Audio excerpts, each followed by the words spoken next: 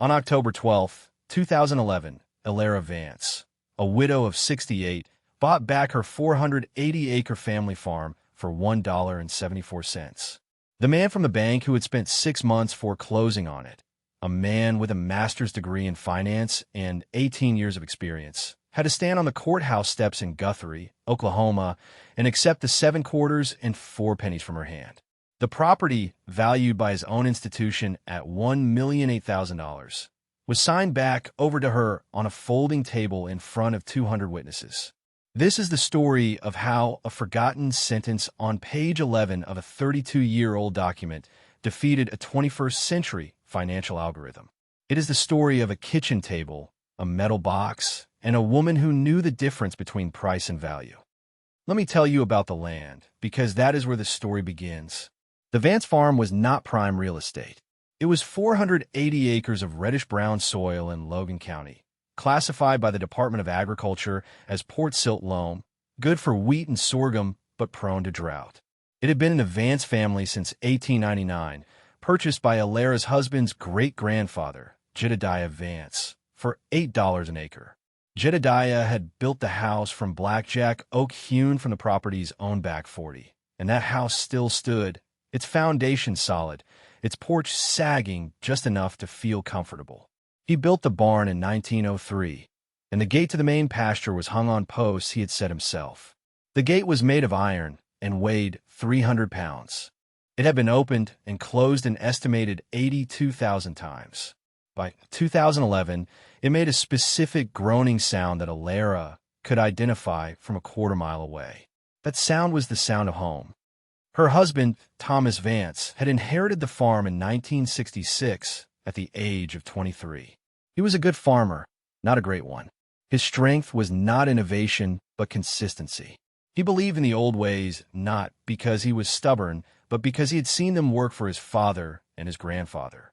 He planted the same variety of hard red winter wheat, turkey red, that his family had planted for 70 years. It wasn't the highest yielding variety, but it was resilient. It could survive a late freeze in March or a dry spell in May. It was a survivor, and Thomas understood that on the plains of Oklahoma, survival was a higher virtue than profit. He and Alara were married in 1964. She was 21, a town girl who had studied bookkeeping. For 45 years, she managed the farm's accounts from a small desk in the corner of the kitchen. She knew the price of diesel fuel to the 10th of a cent. She knew the exact day the property taxes were due. She tracked the commodity futures market not on a computer, but on a large paper calendar from the local grain co-op, marking the closing prices each day with a pencil. The trouble began not with an act of God, but with an act of pride. In 2008, when Thomas was 65, a salesman from John Deere came to visit. He came in a shiny green pickup truck and brought laminated brochures filled with charts and graphs.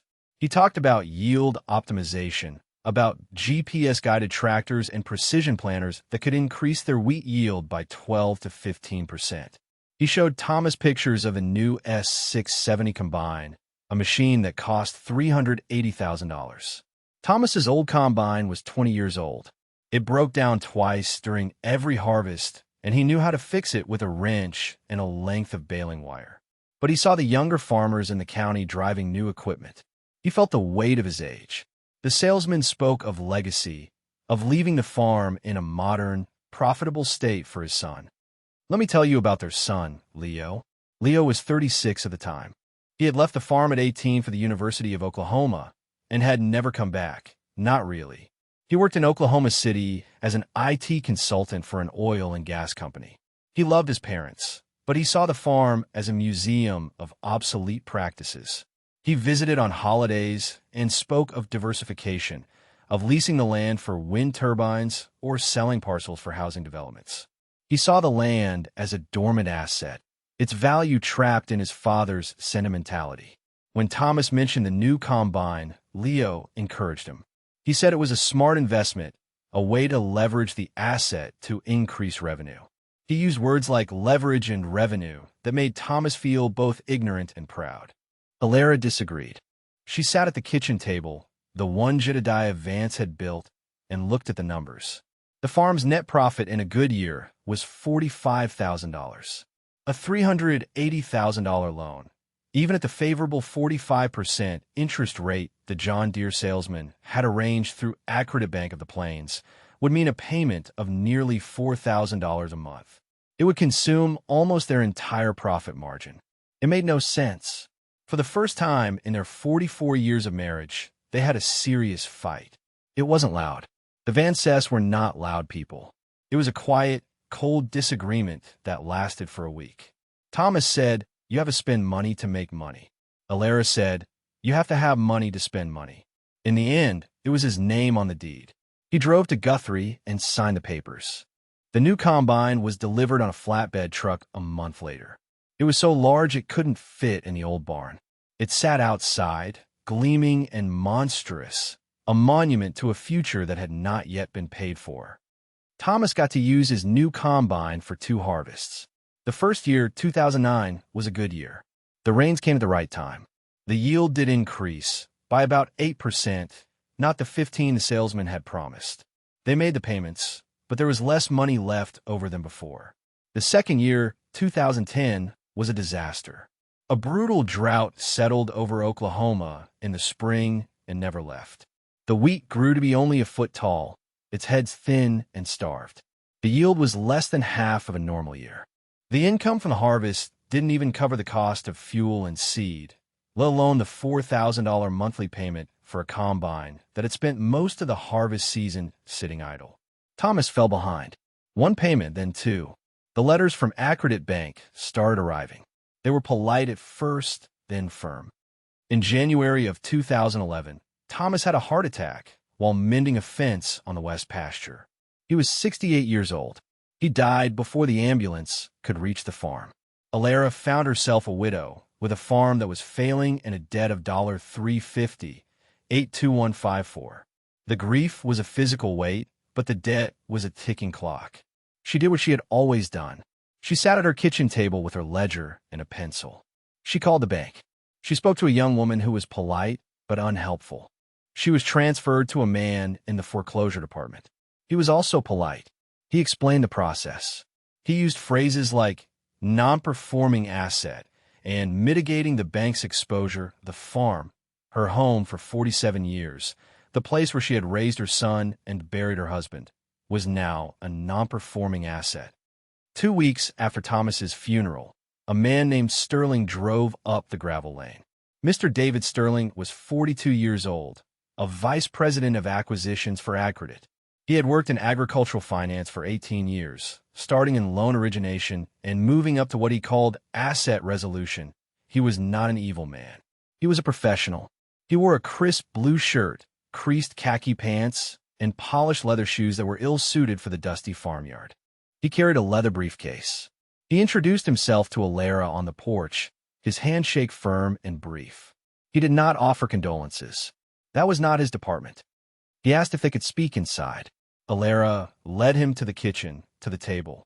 It was the same table where she and Thomas had argued about the loan. The surface was scarred with the marks of 112 years of life. Nicks from carving knives, a dark ring from a hot pot, the faint initials of her son carved with a fork when he was 10. Sterling opened his briefcase and laid out a file. It was an inch thick. He had charts. He had satellite images of the property.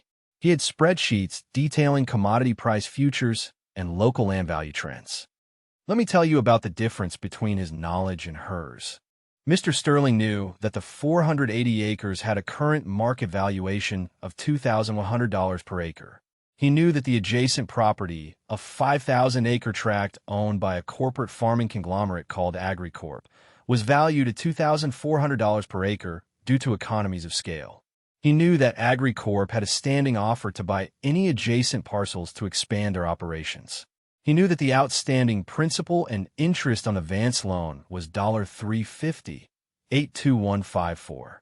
He knew that foreclosing and selling the property to AgriCorp was the bank's most profitable path. His knowledge was wide and shallow.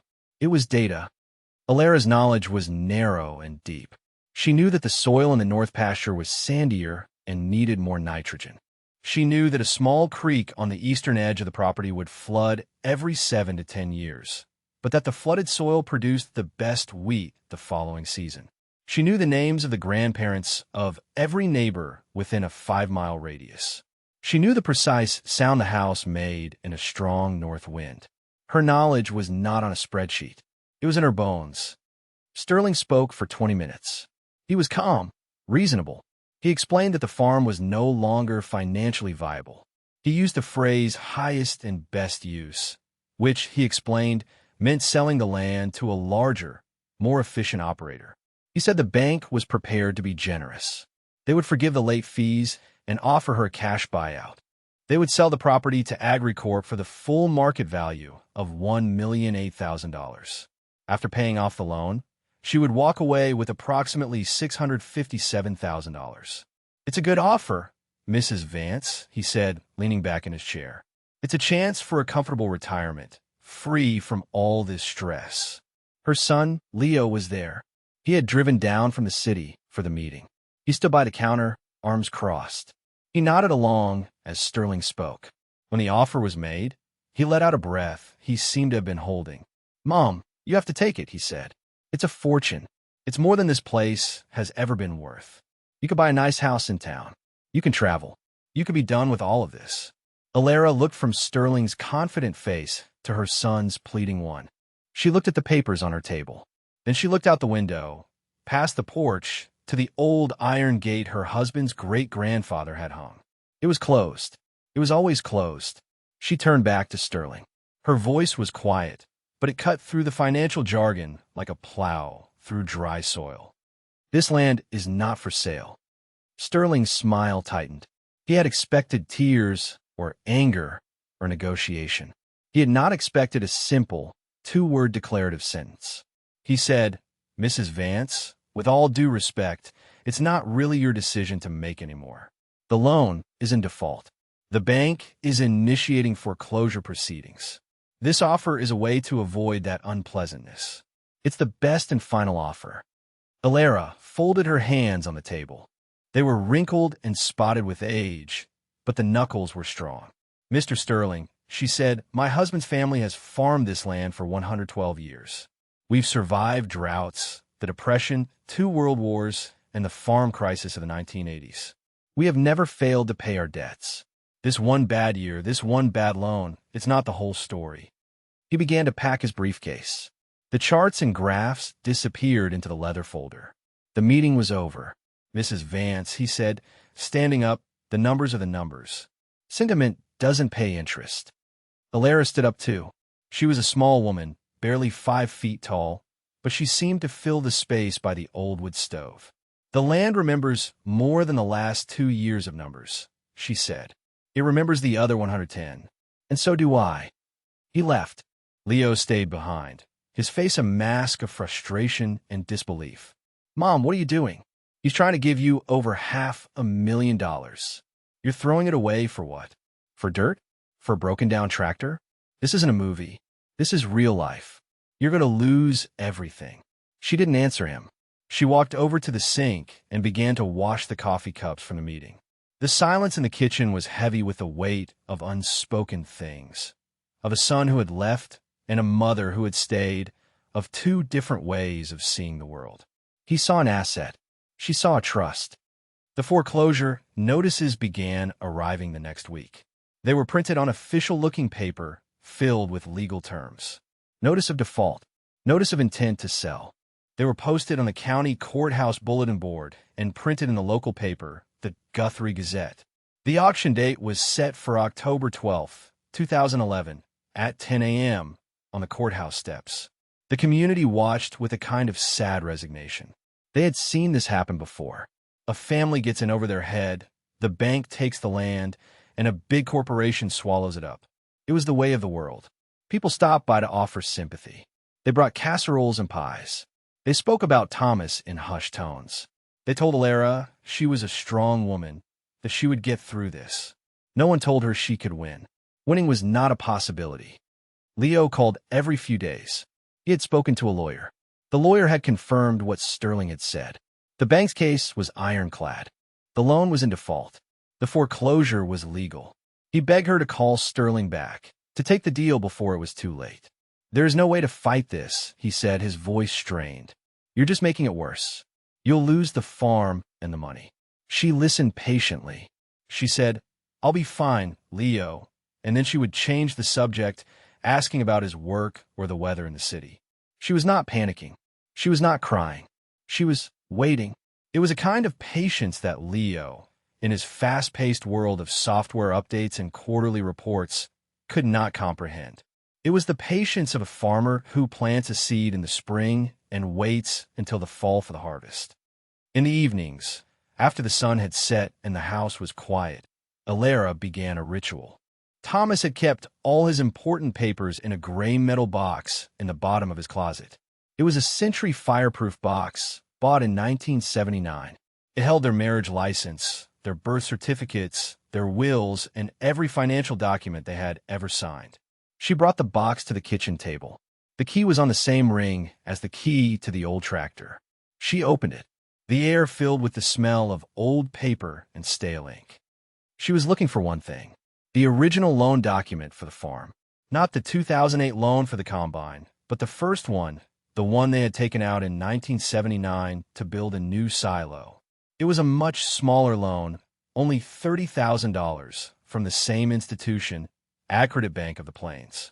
It had been paid off in 1994, but Thomas, a man who never threw anything away, had kept the papers. She found the document at the bottom of the box. It was 30 pages long, typewritten on thin paper that had yellowed at the edges. The bank's logo was different then, a simple drawing of a wheat sheaf. She began to read. "Let me tell you about contracts from 1979. They were written by lawyers, but they were also written in a different time.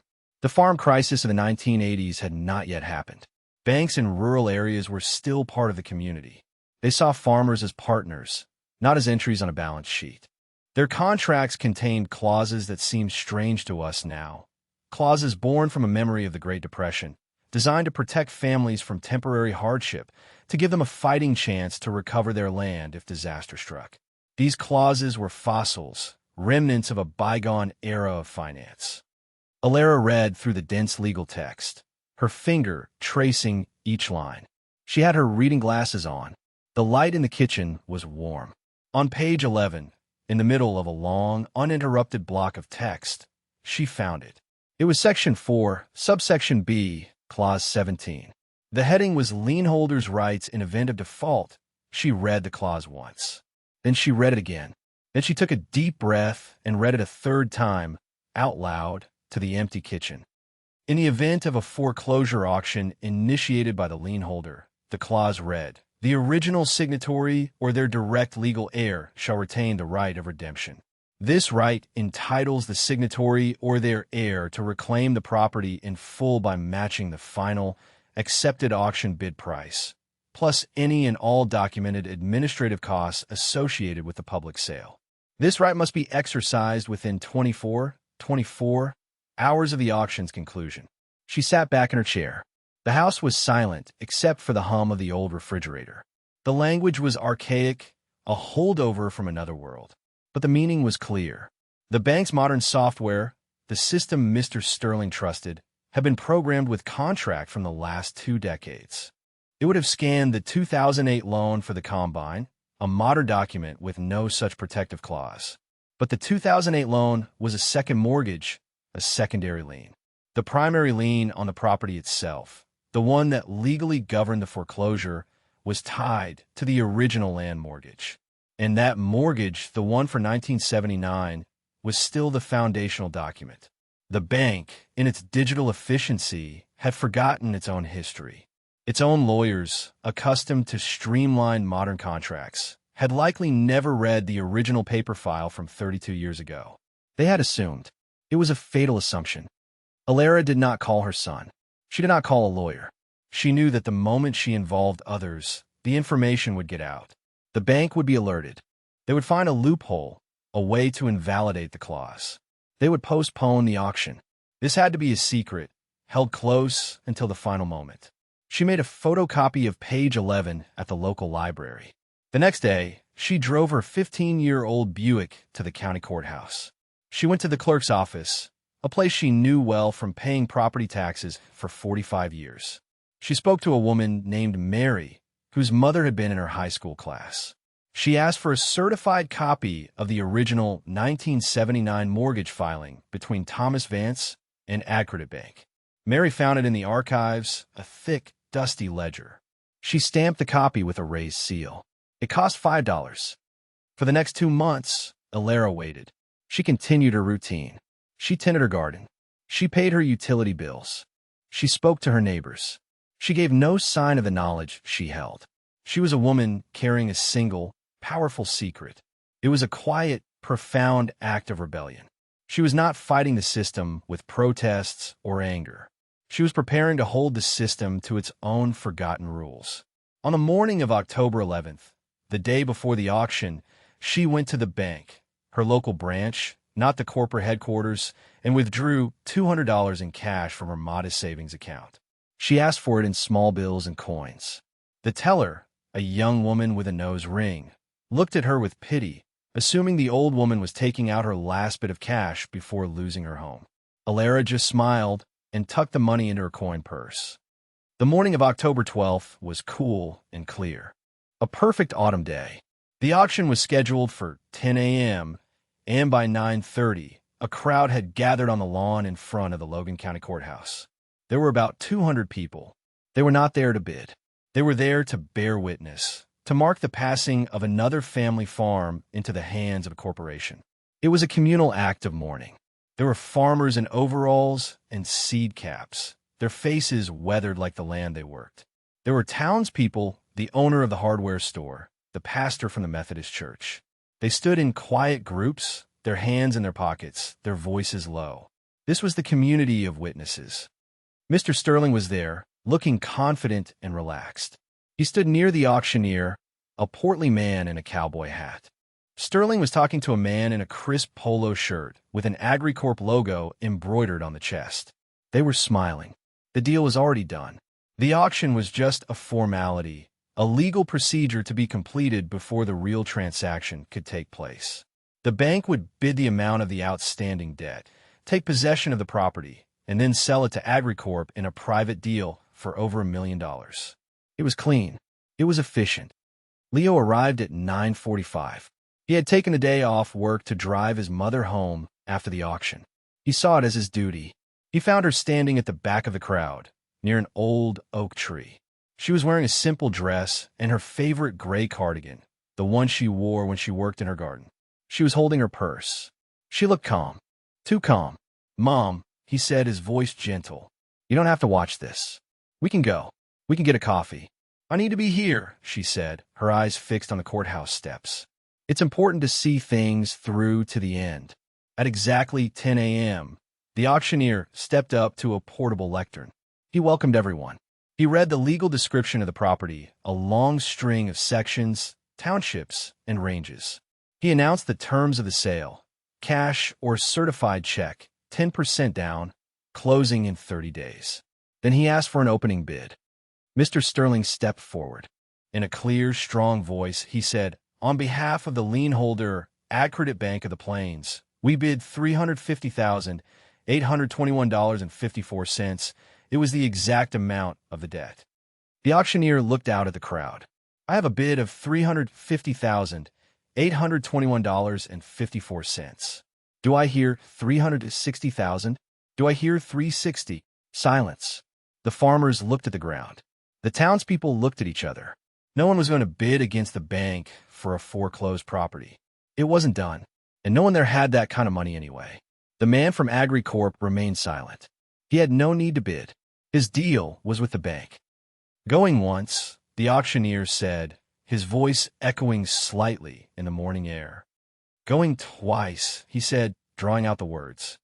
He looked at Sterling, who gave a slight nod. "Sold," the auctioneer declared, his gavel hitting the lectern with a sharp crack, to AgriFirst of the Plains. It was over. The whole thing had taken less than 5 minutes. A murmur went through the crowd, a collective sigh of sadness and finality. Sterling shook the auctioneer's hand. He turned to the AgriCorp representative and smiled. The transfer of 112 years of history was complete. He turned to address the crowd, to say a few words of thanks, to close the proceedings with professional courtesy. And that is when Eleanor Vance began to walk. She moved from the back of the crowd, from the shade of the old oak tree. She walked slowly, deliberately, her sensible shoes making no sound on the grass. People turned to watch her. A path opened before her. Leo whispered, "Mom, no, what are you doing?" But she didn't seem to hear him. She walked right up the courthouse steps until she was standing directly in front of Mr. Sterling. The crowd fell completely silent. Every eye was on the small woman in the gray cardigan. She was holding a folded piece of paper. It was the certified copy from the clerk's office. "Mr. Sterling," she said.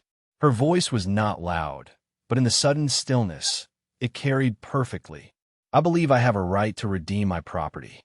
Sterling looked at her, his expression a mixture of confusion and annoyance. The public part of his job was over. He was not prepared for a confrontation.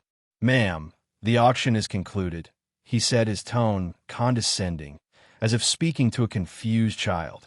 "The bank has taken possession of the property." Eleanor unfolded the paper. It trembled slightly in her hand, but her voice was steady. "According to Section 4, subsection B, Clause 17 of the original mortgage agreement signed in 1979, I have 24 hours to match the final auction price, plus any administrative costs." She held the paper out to him. He didn't take it. He stared at the words Clause 17. A flicker of uncertainty crossed his face. This was not in his script. This was not on his spreadsheet. That's an old agreement," he stammered. "The 2008 loan supersedes it." "The 2008 loan was a second lien for chattel for the combine," Eleanor said, her voice gaining strength. "The primary lien on the land itself is governed by the original document. I had it checked. It's legally binding." Sterling's face, which had been ruddy and confident, began to pale. He pulled out his phone, his fingers fumbling with the screen. He turned his back to the crowd and spoke in a low, urgent voice. "Give me legal. Now. I need the original paper file for Vance, Logan County." "Yes, the original. From the archives. I don't care. Page 11. Read me Clause 17B. The silence on the courthouse lawn was absolute. No one moved. The 200 people stood as if frozen, watching the back of a man in a blue shirt as his world, a world built on digital certainty, was being dismantled by a piece of yellowed paper. Leo had come up behind his mother, his face a storm of confusion and dawning hope. He put a hand on her shoulder. Sterling was on the phone for what felt like an eternity. It was probably 3 minutes. The crowd could hear faint, tinny squawking from the phone. Finally, he hung up. He turned around slowly. His professionalism was gone. His face was slack with shock. He looked at Eleanor, and for the first time, he saw her not as a debtor or an obstacle, but as an adversary who had outmaneuvered him.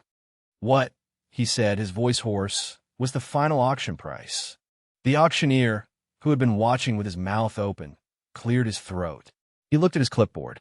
"Well," he said, "the bank was the sole bidder. The property reverted to the lien holder for the value of the debt. There was no sale price realized above the debt. So, technically, the final accepted bid was $0. A gasp went through the crowd.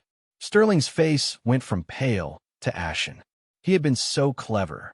By having the bank bid only the debt, they had avoided paying any auction fees and kept the transaction off the public sales ledger.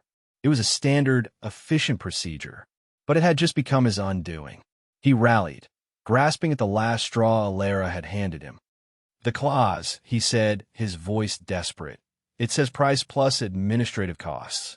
The bank has incurred costs."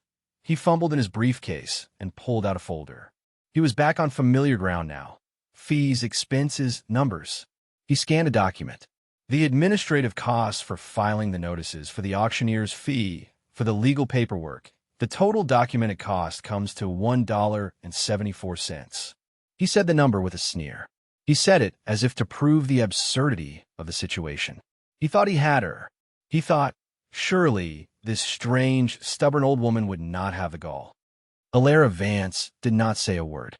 She shifted her weight, reached in her handbag, and pulled out the small, floral coin purse she had carried for 30 years. With the entire town watching, she opened the clasp. She tipped the purse into her palm. She carefully, deliberately counted out 7 quarters. Then she counted out 4 pennies. She looked up at Mr. Sterling, into the eyes of the man who had tried to take her home. She placed the coins in his hand. For a moment, nothing happened. The coins lay in Sterling's palm. The sun glinted off the copper and silver. Then, from the back of the crowd, someone started to clap. It was a slow, rhythmic clap. Then another person joined, and another. It was not a wild cheer, but a deep, rolling wave of applause that washed over the courthouse lawn. It was the sound of a story that would be told for 100 years. Mr. Sterling looked down at the $174 in his hand, as if it had burned him. He was legally bound. He had no choice. In front of 200 witnesses, he had to accept the payment. The man from AgriCorp just shook his head, turned, and walked back to his truck. He didn't look back. The aftermath was both swift and slow. Legally, the farm belonged to Alara again, free and clear. The debt was wiped out, considered satisfied by the foreclosure auction that had yielded a price of 0. The bank was forced to write off the entire $350,000 as a loss. Mr. Sterling was recalled to the corporate office in Tulsa. He was demoted from vice president to a junior analyst position in the basement, tasked with reviewing pre-1985 contracts for other hidden, expensive fossils. He quit 6 months later. The bank, in a memo to all its branches, instituted a new policy. All foreclosure auctions would henceforth have a minimum third-party bid requirement, even if it meant hiring someone to bid on the bank's behalf. They had learned their lesson at the cost of $1 million property. Leo drove his mother home. He didn't speak for the first 10 miles. He just kept glancing over at her calm profile as she watched the fields go by. Finally, he pulled the car over to the side of the road. He turned to her, his eyes filled with a respect she had not seen since he was a little boy. "How did you know?" he asked. "How did you know that would work?" She looked at him. "Your father never threw anything away," she said. "And I always read the fine print." That was the beginning of the change. 2 months later, Leo quit his job in Oklahoma City. He told his boss he was taking a sabbatical. He moved back into his childhood bedroom in the old farmhouse. He said he was there to help his mother, to fix the place up, but he was there to learn. He started by fixing the sagging porch steps. Then he helped Alara plant a winter cover crop. He learned the names of the neighbors. He learned the sound of the old iron gate. He had spent his adult life chasing the future, but he finally realized that his own future was rooted in the 112 years of history he had tried to convince his mother to sell. They did not buy a new combine. They sold the gleaming, monstrous S670 for parts, getting $90,000 for it, which was enough to pay off some old bills and give them a cushion. They bought a smaller, 30-year-old case IH combine from a retiring neighbor for $15,000. It broke down, and Leo learned how to fix it. They stopped planting only wheat. On Alara's direction, they diversified. They planted 100 acres of alfalfa for the local cattle ranchers. They put in a 5-acre vegetable garden and sold produce at the farmer's market in Guthrie. They never got rich. They never would. But the farm was alive again. It was solvent. It was theirs. The story of the $174 farm became a quiet legend in Logan County. It was told at the co-op, at the diner, in church pews. It was a story about a quiet woman who had beaten a big bank, about an old piece of paper that was more powerful than a new computer. But it was about more than that. It was a story about 2 kinds of knowledge. One kind is fast and confident. It lives in spreadsheets and algorithms. It calls a family home a non-performing asset and calculates its highest and best use. It is a knowledge that is powerful but brittle because it has no memory. It discards the past to optimize the future. The other kind of knowledge is slow.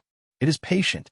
It is passed down from one generation to the next, not in a memo, but in the callous skin of a hand, in the ritual of closing a gate, in the memory of a promise made in a different time.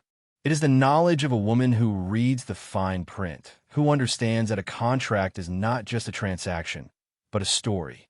A system built for efficiency is fragile, is designed to forget, but a family remembers.